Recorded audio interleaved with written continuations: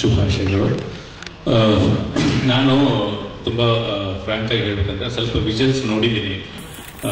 Uday sir ನನಗೆ ತೋರಿಸಿದ್ದಾರೆ. ನನ್ನ ಪ್ರಕಾರ ಒಂದು ಸೌತ್ ಲ್ಯಾಂಗ್ವೇಜ್ ಅಲ್ಲೇ ಹಿಂದಿಗೂ ಸಮೇತ ನಿಜವಾದ ಕಾಂಪಿಟೇಷನ್ ಕೊಡುವಂತ ಸಿನಿಮಾ ಮಾಡಿದ್ದಾರೆ. ಇತ್ತೀಚೆಗೆ ನಾವು ಜವಾನು ಆ ತರದ್ದೆಲ್ಲ ಸಿನಿಮಾಗಳು ನೋಡಿದ್ವಿ. ಆ ತರದ ವಿಜುವಲ್ಸ್ ನ ಕನ್ನಡದಲ್ಲಿ ಟ್ರೈ ಮಾಡಿದ್ದಾರೆ ಇಡೀ ಟೀಮು. ತುಂಬಾ ದೊಡ್ಡ ಮಟ್ಟದ ಈ ಸಿನಿಮಾ. ನಿಜವಾಗ್ಲೂ ಇದು ಬ್ಲಾಕ್ ಬಸ್ಟರ್ ಆಗೋದ್ರಲ್ಲಿ ಯಾವ ಸಂದೇಹನೂ ಇಲ್ಲ. ನಾನು ಯಾಕಂದ್ರೆ ಸುಮಾರು ವಿಜುವಲ್ಸ್ ನಾನು ನೋಡಿದ್ದೀನಿ. ತುಂಬಾ ದೊಡ್ಡ ಲೆವೆಲ್ಗೆ ಟ್ರೈ ಮಾಡಿದ್ದಾರೆ ಇಡೀ ಟೀಮು. ಧ್ರುವ ಸರ್ ಬಗ್ಗೆ ಹೇಳಬೇಕಂದ್ರೆ ತುಂಬಾ ಹಾರ್ಡ್ ವರ್ಕ್ ಮಾಡುವಂತ ಆಕ್ಟರ್ಸ್ ಅವರು. ತುಂಬಾ ಹಾರ್ಡ್ ವರ್ಕ್ ಮಾಡಿದ್ದಾರೆ. ಡೈರೆಕ್ಟರ್ಗೆ ಇಡೀ ಟೀಮ್ ಒಳ್ಳೇದಾಗಲಿ ಅಂತ ಕೇಳ್ಕೊಳ್ತೀನಿ. Thank you. ಇದು ಒಂದು ಇಂಗ್ಲಿಷ್ ಇದ್ರಲ್ಲಿ ಒಂದು ಟ್ರಾನ್ಸ್ಲೇಷನ್ ಮಾಡೋದು ಬಾ ಅಂತ ಹೇಳಿ ಆಫೀಸಿಗೆ ಕರೆದ್ರು.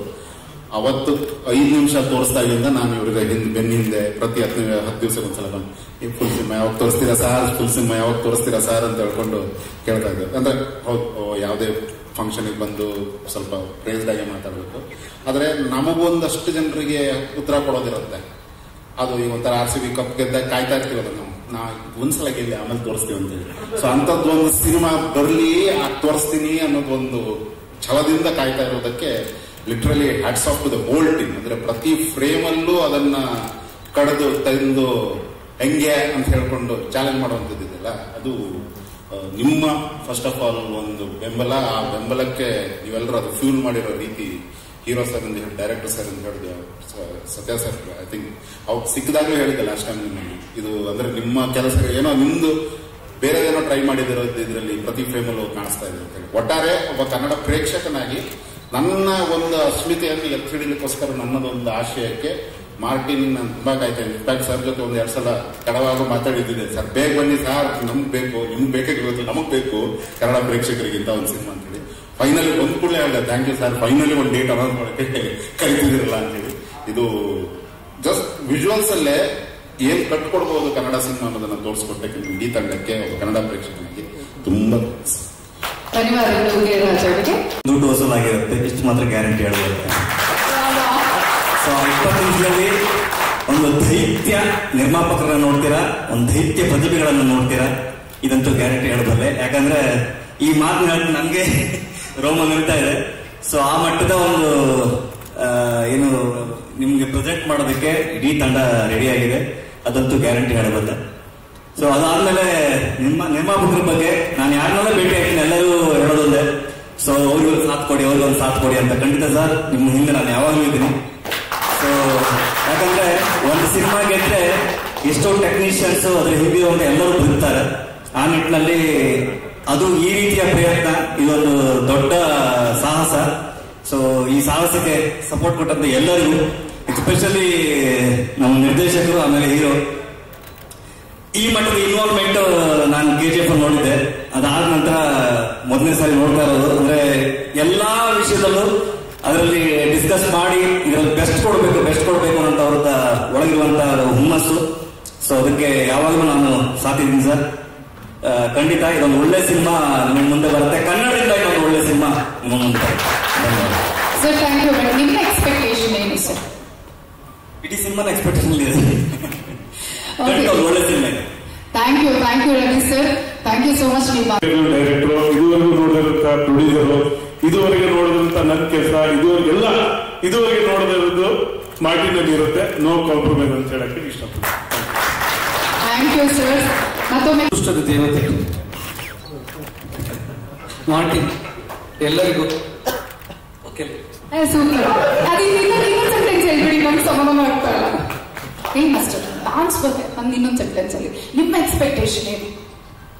ಇದು ಎಕ್ಸ್ಪೆಕ್ಟೇಷನ್ಕಿನ್ನ ಇದು ದೊಡ್ಡದಾಗೆ ಇದೆ. ನಾನು ಅವತ್ತೇ ಹೇಳಿದ್ದೆ ಪ್ಯಾನ್ ವರ್ಲ್ಡ್ ಸಿನಿಮಾ ಅಂತ ಹೇಳಿ, ಪ್ಯಾನ್ ಇಂಡಿಯಾ ಅಂತ ಹೇಳ್ಬೇಡಿ ಅಂತ. How excited you are. Yes, ಯಾಕಂದ್ರೆ ನೀವು ಇದೊಂಥರ ಟಾಬ್ಲೆಟ್ಸ್ ತಗೊಳ್ಳಂಗೆ ಬಂದು ನೋಡಿದ ತಕ್ಷಣ ಮತ್ತೆ ನಾವು ಮತ್ತೆ ಶುರು ಮಾಡುವ ಡ್ಯಾನ್ಸ್ಗೆ ಹೋಗ್ಬೋದು. ಅಷ್ಟೊಂದು ಎನರ್ಜಿ ಕೊಡುತ್ತೆ. ಒಂದ್ಸರಿ ನೋಡಿದ ತಕ್ಷಣ ಇಲ್ಲೇ ಜುಮ್ ಅಂತ ಇರುತ್ತೆ ಎಲ್ಲರೂ. ಒಂದ್ಸರಿ ನೋಡಿದ್ವಿ, ಆಲ್ರೆಡಿ ಎಷ್ಟೊಂದ್ಸರಿ ನೋಡಿದ್ವಿ, ಬಟ್ ಈಗಲೂ ನೋಡೋದು ಫ್ರೆಶ್ ಆಗೇ ಇರುತ್ತೆ. ಅಷ್ಟು ಒಂದು ಫೀಲ್ ಇದೆ ಇದರಲ್ಲಿ. ಯಾಕಂದ್ರೆ ಧ್ರುವ ಸರ್ ಜೊತೆಗೆ ನಾವು ಪಗುರು ಸಿನಿಮಾ ಮಾಡಿದಾಗ ನನಗೆ ಅದೊಂದು ಅದೃಷ್ಟ ಅಲ್ಲಿಂದ ಸ್ಟಾರ್ಟ್ ಆಗಿದ್ದು. ನನಗೆ ತುಂಬಾ ದಿವಸ ನಾನು ವರ್ಕ್ ಕಮ್ಮಿ ಇತ್ತು ಅವಾಗ. ಆ ಟೈಮಲ್ಲಿ ಪಗುರು ಸಿನಿಮಾ ಮಾಡಿದ್ಮೇಲೆ ನನಗೆ ತಿರ್ಗಾ ಮತ್ತೆ ಒಂದು ಬೂಸ್ಟರ್ ಸಿಕ್ಕಿದ್ದು.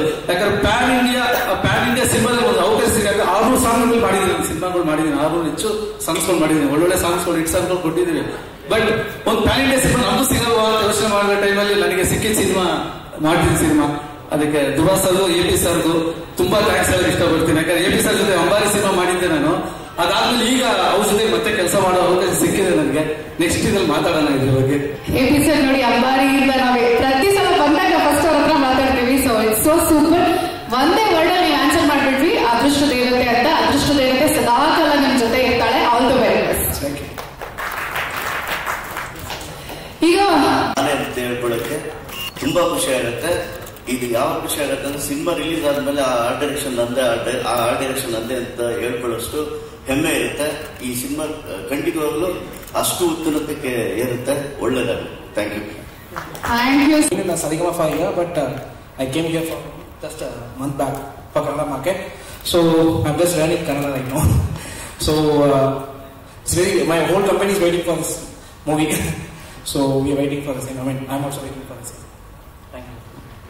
Thanks for collaborating with us. Thank you. ಎಲ್ರಿಗೂ ನೀವು ಸಾಥ್ ಕೊಡಿ, ನಿಮ್ಮ ಪ್ರೋತ್ಸಾಹ ಕೊಡಿ. ಮತ್ತೆ ತುಂಬಾ ದೊಡ್ಡ ಮಟ್ಟದಲ್ಲಿ ತುಂಬಾ ಇಷ್ಟಪಟ್ಟು ತುಂಬಾ ಕಷ್ಟಪಟ್ಟು ಎಷ್ಟೇ ತೊಂದರೆಗಳು ಬಂದ್ರು ಜೊತೆಯಲ್ಲಿ ಒದ್ದಾಡ್ಕೊಂಡು ಗುದ್ದಾಡ್ಕೊಂಡು ಮಾಡಿರುವಂತ ಒಂದು ಸಿನಿಮಾ. ಮತ್ತೆ ಆ ಸಿನಿಮಾಗೆ ಏನ್ ಬೇಕು ಅದನ್ನೆಲ್ಲ ಸೇರಿ ಮಾಡಿರುವಂತ ಸಿನಿಮಾ. ನಿಮ್ಮೆಲ್ಲರ ಪ್ರೋತ್ಸಾಹ ಈ ಸಿನಿಮಾಗೆ ಬೇಕೇ ಬೇಕು. ಏಕೆ ಅಂತಂದ್ರೆ ಹೊರಗಡೆ ಹೋಗಿ ನಾವು ನಮ್ಮ ಸ್ಟೇಟ್ ಅಲ್ಲಿ ಅಂತಂದಾಗ ಒಂದು ಕನ್ನಡ ಸಿನಿಮಾ ನಾವು ಮಾಡ್ತೀವಿ ಅಂತಂದಾಗ ನಮಗ್ ಭಯ ಇರಲ್ಲ. ಯಾಕೆಂತಂದ್ರೆ ನಮ್ಮ ಜನ ನಮ್ಮನ್ನ ಪ್ರೀತಿಸ್ತಾರೆ. ನಮ್ಮನ್ನ ಸರಿ ಅಕಸ್ಮಾತ್ ಸಣ್ಣ ಪುಟ್ಟ ತಪ್ಪಿದ್ರೂ ತಿದ್ಕೊಂಡು ನಮ್ಮನ್ನ ಪ್ರೀತಿಸ್ಕೊಂಡು ಗೆಲ್ಲಿಸ್ತಾರೆ ಅಂತ ನಾವು ಈ ರಾಜ್ಯನ ದಾಟಿ ಹೋಗ್ತಾ ಇದೀವಿ. ತಮಿಳ್ನಾಡು ಹೋಗ್ತಾ ಇದೀವಿ, ಹೈದರಾಬಾದ್ ಹೋಗ್ತಾ ಇದೀವಿ, ಮತ್ತೆ ಕೇರಳಗೆ ಹೋಗ್ತಾ ಇದೀವಿ, ದೊಡ್ಡದು ಒಂದು ನಾರ್ತ್ ಬಾಂಬೆಗೂ ಕೂಡ ಹೋಗ್ತಾ ಇದೆ.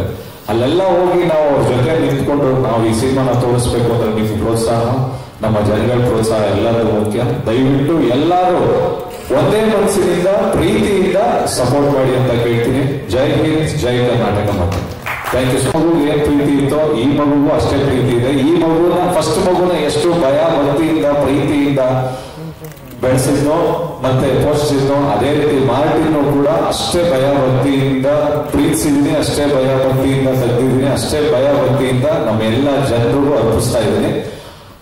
ಅರ್ಪಿಸ್ಕೊಂಡು ಅವ್ರೇನು ನಮಗೆ ಬೆಲೆ ತಟ್ತಾರೆ, ನಮ್ಮನ್ನು ಆಶೀರ್ವದಿಸ್ತಾರೆ, ಅವರಿಗೆ ಸಿಗುತ್ತೆ. Thank you so much. ಇವಾಗ ಇಂತಾನೆ ತಿಳಿಸಿದ್ವಿ.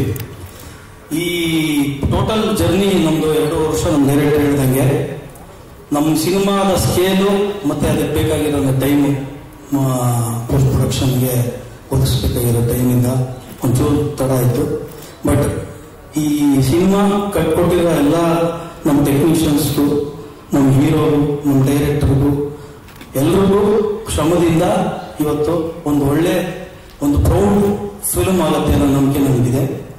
ಸೊ ಇಲ್ಲಿ ರಿಲೀಸ್ ಡೇಟ್ ಅನೌನ್ಸ್ ಆಗಿರೋದ್ರಿಂದ ನಾವು ಪ್ರಮೋಷನ್ ಇಲ್ಲಿಂದ ಶುರು ಮಾಡ್ತಾ ಇದ್ದೀವಿ.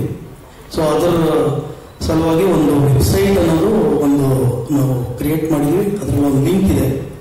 ಸೊ ಜನರಿಗೋಸ್ಕರನೇ ನಾವು ಸಿನಿಮಾ ಮಾಡಿರೋದ್ರಿಂದ ಜನ ಏನು ಇಷ್ಟಪಡ್ತಾರೆ, ನೆಕ್ಸ್ಟ್ ನಮ್ಮ ಸಾಂಗ್ ನೋಡೋಕೆ ಇಷ್ಟಪಡ್ತಾರ, ಇಂಟ್ರಡಕ್ಷನ್ ಸಾಂಗ್ ನೋಡೋಕೆ ಇಷ್ಟಪಡ್ತಾರ, ಇಲ್ಲ ಟೀಸರ್ ನೋಡೋಕೆ ಇಷ್ಟಪಡ್ತಾರ ಅನ್ನೋ ಒಂದು voting pole ಅದರಲ್ಲಿದೆ.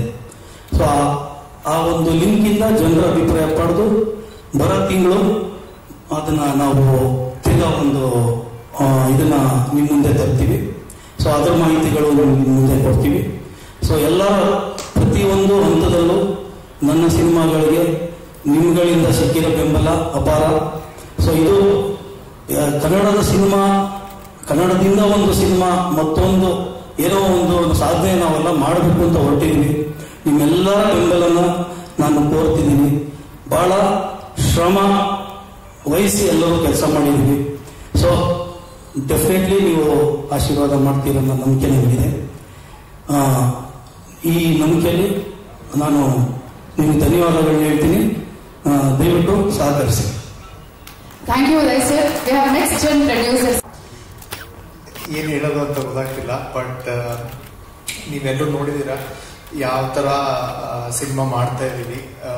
So I just want to wish all of you a very good luck. Thank you. Thank you. ಇಲ್ಲಿ ಬಂದ ಎಲ್ಲ ಪತ್ರಕರ್ತರಿಗೆ, ಮಾಧ್ಯಮದವರಿಗೆ, ಈ ಕಾರ್ಯಕ್ರಮ ವೀಕ್ಷಿಸ್ತಿರೋ ಎಲ್ಲ ತಾಯಂದಿರಿಗೆ, ಎಸ್ಪೆಷಲಿ ಎಲ್ಲ ನನ್ನ VIPs ಎಲ್ರಿಗೂ ನಮಸ್ಕಾರ. 2 ವರ್ಷ ಜರ್ನಿ ಮಾಡಿದ್ವಿ. ಹಾರ್ಡ್ಲಿ 250 ಡೇಸ್ ಶೂಟ್ ಮಾಡಿದ್ವಿ. ಆಗಲೇ ಸತ್ಯೇಂದ್ರ ಸರ್ ಹೇಳಿದಂಗೆ ಒಂದು ಫ್ರೇಮ್ ಕಾಂಪ್ರಮೈಸ್ ಆಗಿಲ್ಲ. ಇಷ್ಟು ಬೇಗ ನಾನು ಎಲ್ಲ ಟೆಕ್ನಿಷಿಯನ್ಸ್ ಥ್ಯಾಂಕ್ಸ್ ಹೇಳೋದಕ್ಕೆ ಇಷ್ಟಪಡಲ್ಲ. And also I don't want to be formal. ಇವ್ರಿಗೆ ಸತ್ಯೇಂದ್ರ ಅವರಿಗೆ, ರವಿಬಸೂರ್ ಅವರಿಗೆ ಎಲ್ಲರಿಗೂ ಥ್ಯಾಂಕ್ಸ್ ಹೇಳ್ತಾನಂತ ಇನ್ವೆಸ್ಟ್ ಮಾಡಲ್ಲ. ಇದು ಅವ್ರ cinema. This is especially technicians involve ಆಗಿ 100% ಕೊಟ್ಟು ಮಾಡಿರುವಂತ ಸಿನಿಮಾ. ನಮಗೆ ತುಂಬಾನೇ ರೆಸ್ಪಾನ್ಸಿಬಿಲಿಟಿ ಬಂದಿದ್ದ ಕಾರಣ because of technicians. And also ನನ್ನ ರೆಸ್ಪಾನ್ಸಿಬಿಲಿಟಿ ಏನಿತ್ತು ಅಂದ್ರೆ, ಡೈರೆಕ್ಟರ್ ಹೇಳಿದ ಫಾಲೋ ಮಾಡಬೇಕು ಅನ್ನೋದು ಒಂದಿತ್ತು. ಅದಕ್ಕಿಂತ ಜಾಸ್ತಿ ಫಸ್ಟ್ ಟೈಮ್ ನಮ್ಮ uncle story and screen play ಮಾಡಿರೋದು, ಅದನ್ನ ಕರೆಕ್ಟಾಗಿ ಎಕ್ಸಿಕ್ಯೂಟ್ ಮಾಡಬೇಕು ಅನ್ನೋದು ಒಂದಿತ್ತು. ಅದನ್ನ ನಾವು 100% ಕೊಟ್ಟು ತುಂಬಾ ಶ್ರದ್ಧೆ ಭಯಭಕ್ತಿಯಿಂದ ಮಾಡಿದ್ದೀವಿ. ಈಗ ಫೈನಲಿ ಅಕ್ಟೋಬರ್ 11ನೇ ತಾರೀಕು ಸಿನಿಮಾ ಬಿಡುಗಡೆ ಆಗ್ತದೆ. ನೀವು ಯಾವ ರೀತಿ ಬಂದು ಭರ್ಜರಿ ತೊಗರು ಯಾವ ರೀತಿ ಕೈ ಹಿಡಿದು ಆಶೀರ್ವಾದ ಮಾಡಿದ್ರು, ಅದೇ ರೀತಿ ಅಷ್ಟೇ ಶ್ರದ್ಧೆ ಭಯಭಕ್ತಿಯಿಂದ ಈ ಸಿನಿಮಾನ ಮಾಡಿದ್ದೀವಿ. ದಯವಿಟ್ಟು ಎಲ್ಲರೂ ನಿಮ್ಮ ಸ್ನೇಹಿತರಿಗೆಲ್ಲರಿಗೂ ಮಾರ್ಟಿನ್ ಅಕ್ಟೋಬರ್ 11ನೇ ತಾರೀಕು ಬಿಡುಗಡೆ ಆಗುತ್ತೆ ಅಂತ ದಯವಿಟ್ಟು ಹೇಳಿ. ನಾವು ಇಲ್ಲೇನೆ ಫಸ್ಟ್ ಅನೌನ್ಸ್ ಮಾಡಬೇಕು ಅಂತ ಏನಕ್ಕೆ ಅನ್ಕೊಂಡಿದ್ದು ಅಂದ್ರೆ, ನಾವು ಯಾವತ್ತೂ ನಮ್ಮ ರೂಟ್ಸ್ ಮರಿಬಾರದು. ನಾವು ಕನ್ನಡದವರು, ನಾವು ಕರ್ನಾಟಕದಲ್ಲೇ ಫಸ್ಟ್ ಅನೌನ್ಸ್ ಮಾಡಬೇಕು. ಅದು ನಮ್ಮ ಕೋರ್ ಅಂತ ಏನ್ ಕರಿತೀವಿ, ಅಲ್ಲೇ ಅನೌನ್ಸ್ ಮಾಡಬೇಕು ಅನ್ನೋದಿತ್ತು. ಸೊ ನಮ್ಮ ಮನೆಗೆ ಫಸ್ಟ್ ಹೇಳಬೇಕು ಅಂತ ನಿಮ್ಗೆ ಹೇಳಿದ್ದೀವಿ. ದಿಸ್ ಇಸ್ ಆಲ್ ಯಾರ್ ಸಿನಿಮಾ, ಟೆಕ್ನಿಷಿಯನ್ಸ್ ಮಾಡಿರೋ ಸಿನಿಮಾ, ನಿಮ್ ಸಿನಿಮಾ. ದಯವಿಟ್ಟು ಎಲ್ಲರೂ ಈ ಸಿನಿಮಾನ ನೋಡ್ತೀನಿ ಅಂತ ಒಂದು ಭರವಸೆ ಕೊಡಿ. ನಾವು ಮುಂದಿನ ತಿಂಗಳಿಂದ ಎಲ್ರಿಗೂ ಒಂದು ಕಂಪ್ಲೇಂಟ್ಸ್ ಇತ್ತು, ಸಿನಿಮಾ ಥಿಯೇಟರ್ಗೆ ಜನ ಬರ್ತಾ ಇಲ್ಲ ಅನ್ನೋದು ಆಬ್ವಿಯಸ್ಲಿ ಒಂದು ಕಂಪ್ಲೇಂಟ್ಸ್ ಇದೆ.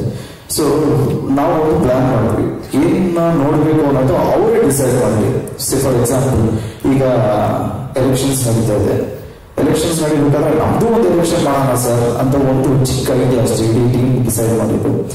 ಸೊ ಈಗ ಒಂದು ವೆಬ್ಸೈಟ್ ಇರುತ್ತೆ, ಆ ವೆಬ್ಸೈಟ್ ಲಾಗಿನ್ ಆದ್ರೆ you people decide next first content trailer ಬೇಕಾ, ಟೀಸರ್ ಬೇಕಾ, ಅಥವಾ ಒಂದು ಸಿನಿಮಾದ ಒಂದು ಸಾಂಗ್ ಬೇಕಾ, ಅಥವಾ ಒಂದು ಸೀನ್ ಬೇಕಾ, ಯಾವುದಕ್ಕೆ ಜಾಸ್ತಿ ಪರ್ಸೆಂಟೇಜ್ ಬಂದಿರುತ್ತೋ ಒಂದೊಂದು ತಿಂಗಳಲ್ಲಿ ಒನ್ ಡೇಗೆ ಅದನ್ನು ರಿಲೀಸ್ ಮಾಡ್ಕೊಂಡು ಹೋಗ್ತೀವಿ. ಸೊ ನೀವೇ ನೋಡ್ಬೇಕು ಅನ್ನೋದು ನೀವು ಡಿಸೈಡ್ ಮಾಡ್ತಾ ಇದ್ದೀರಾ. ಸೊ ಫೈನಲಿ ಇದು ನಮ್ಮ ಸಿನಿಮಾ ಕನ್ನಡದಿಂದ ನಾವು ಬೇರೆ ಕಡೆ ಹೋಗ್ತಿದ್ದೀವಿ ಅಂದ್ರೆ ನಾವು ಮಾತ್ರ ರೆಪ್ರೆಸೆಂಟೇಟಿವ್ಸ್ ಅಲ್ಲ, ನೀವು ಸೆಲೆಕ್ಟ್ ಮಾಡ್ತಾ ಇದ್ದೀರಾ. So remember you are also representatives. Thank you so much. ದಯವಿಟ್ಟು ಸಿನಿಮಾ ನೋಡಿ. Love you all. ಜಯ ಆಂಜನೇಯ. ಗೊತ್ತಾಗೋದು ನಮಗೆ ಆದಂತ ಪ್ರಾಬ್ಲಮ್ಸ್, ನಮಗೆ ಆದಂತ ಡಿಲೇ, ಅದೆಲ್ಲಕ್ಕೂ ರೀಸನ್ಸ್ ಇದೆ. ಸೊ ಅವ್ರ ವ್ಯೂ ನೋಡಿದಾಗ ಕರೆಕ್ಟ್, ನಾವು ಇಷ್ಟು ಡಿಲೇ ಮಾಡಿದ್ರು ನಮಗೂ, ಬಟ್ ನಮ್ದೇ ಆದಂತ ಪಾಯಿಂಟ್ ಆಫ್ ವ್ಯೂ ನೋಡಿದಾಗ ಒಂದು ರೀಸನ್ ಅಂತ ಗೊತ್ತಿರುತ್ತೆ. ಬಟ್ ಇನ್ ಯಾವತ್ತೂ ಲೇಟ್ ಮಾಡಲ್ಲ, ಇನ್ ಮುಂದಕ್ಕೆ ಫಾಸ್ಟ್ ಆಗುತ್ತೆ. Thank you.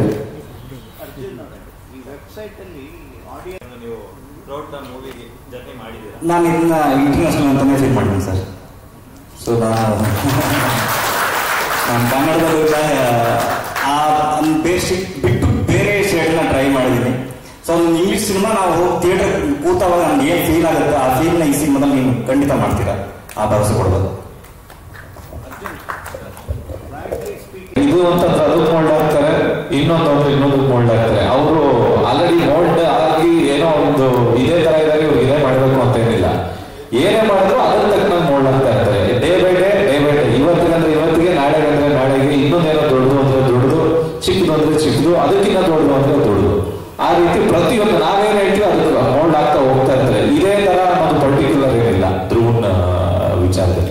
ಹಂಗಾಗಿನೇ ವೆರೈಟಿ ಆಫ್ ಸಿನಿಮಾಗಳ ಅದ್ದೂರಿ ಆದ್ಮೇಲೆ ಇದು ಅದು ಬಹದ್ದೂರ್ ಆದ್ಮೇಲೆ ಭರ್ಜರಿ, ಪೊಗರು ಆದ್ಮೇಲೆ ಮಾರ್ಟಿನ್ ಆದ್ಮೇಲೆ ಇವರು ಕೇಳಿ, ಅಂದ್ರೆ ಎಲ್ಲ ಬೇರೆ ಬೇರೆ ಕ್ಯಾರೆಕ್ಟರೈಸೇಷನ್ ಇರುವಂತ ಸಿನಿಮಾಗಳು.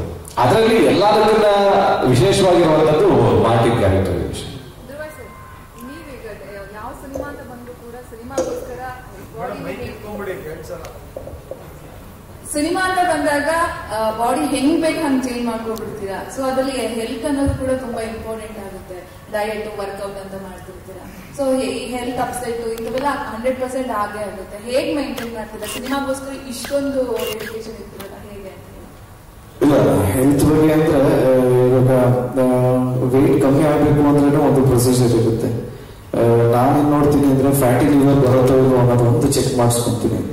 ಮತ್ತೆ ನಾನು ಫಾಸ್ಟಿಂಗ್ ಅಂತ ಏನಂತೀವೋ ಅದನ್ನ ಮಾಡ್ತೀನಿ. ಆಲ್ಸೋ ನಾನು ಸ್ವಲ್ಪ ಕೇರ್ ಮಾಡ್ತಾರೆ ನನ್ನ ಜೊತೆ ವರ್ಕೌಟ್ ಮಾಡಿಸೋರಲ್ಲ ಟ್ರೈನರ್ಸ್ ಎಲ್ಲ. ತುಂಬಾನೇ ಪರ್ಟಿಕ್ಯುಲರ್ ಆಗಿ ಇಷ್ಟೇ ತಿನ್ಬೇಕು, ಇಷ್ಟೇ ಕ್ಯಾಲರೀಸ್ ತಿನ್ಬೇಕು, ಇದನ್ನೆಲ್ಲ ಕರೆಕ್ಟಾಗಿ ಟ್ರೈನ್ ಮಾಡ್ತಾರೆ. ಸೊ ಸಣ್ಣ ಆಗೋದು, ದಪ್ಪ ಆಗೋದು, ಅಫ್ಕೋರ್ಸ್ ಸಣ್ಣ ಆಗೋದು ಒಂದು ಸ್ವಲ್ಪ ಟಾರ್ಚರ್.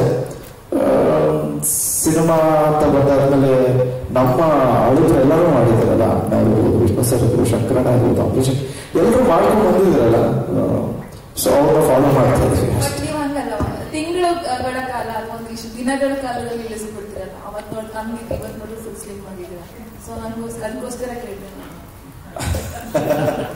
ಹೇಗ್ ಸಾಧ್ಯ ಅಂತ? ಪರ್ಸನಾಲಿಟೀಸ್ ಅಲ್ಲ.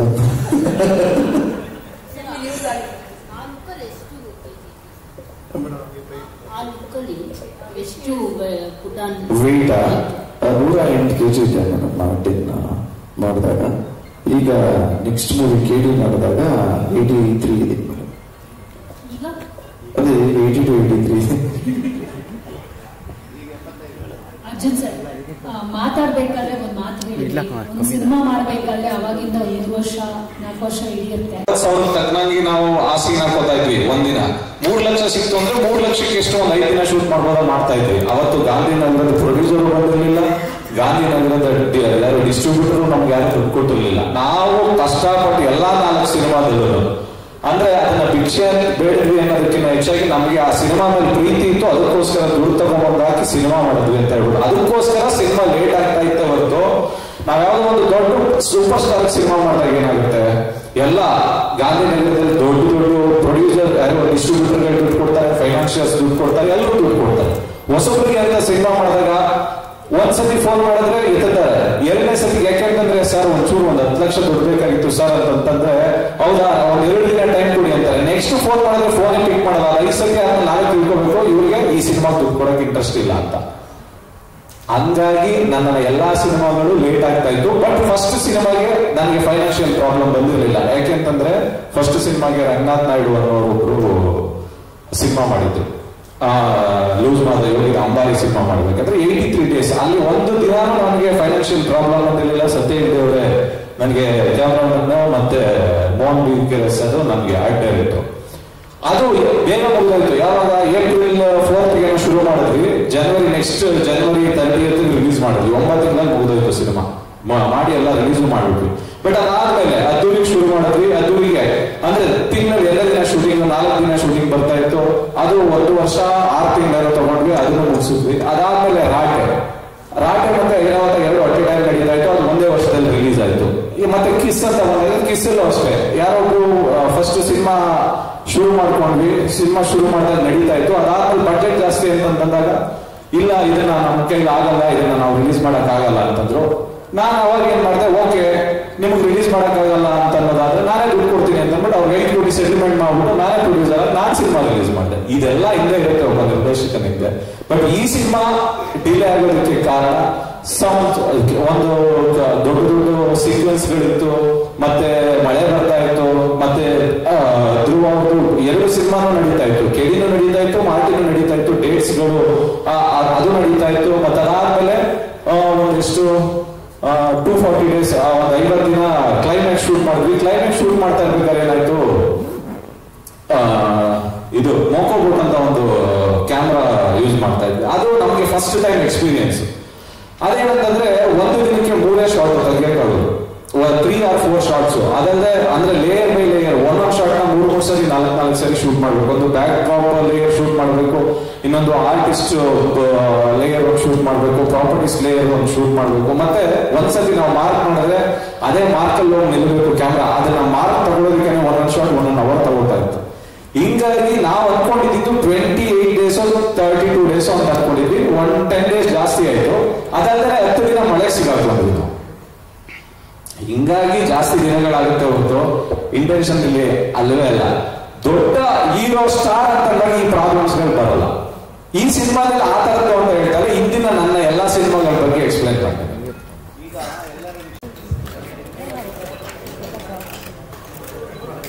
Finally, October 11th. Jai Anjali!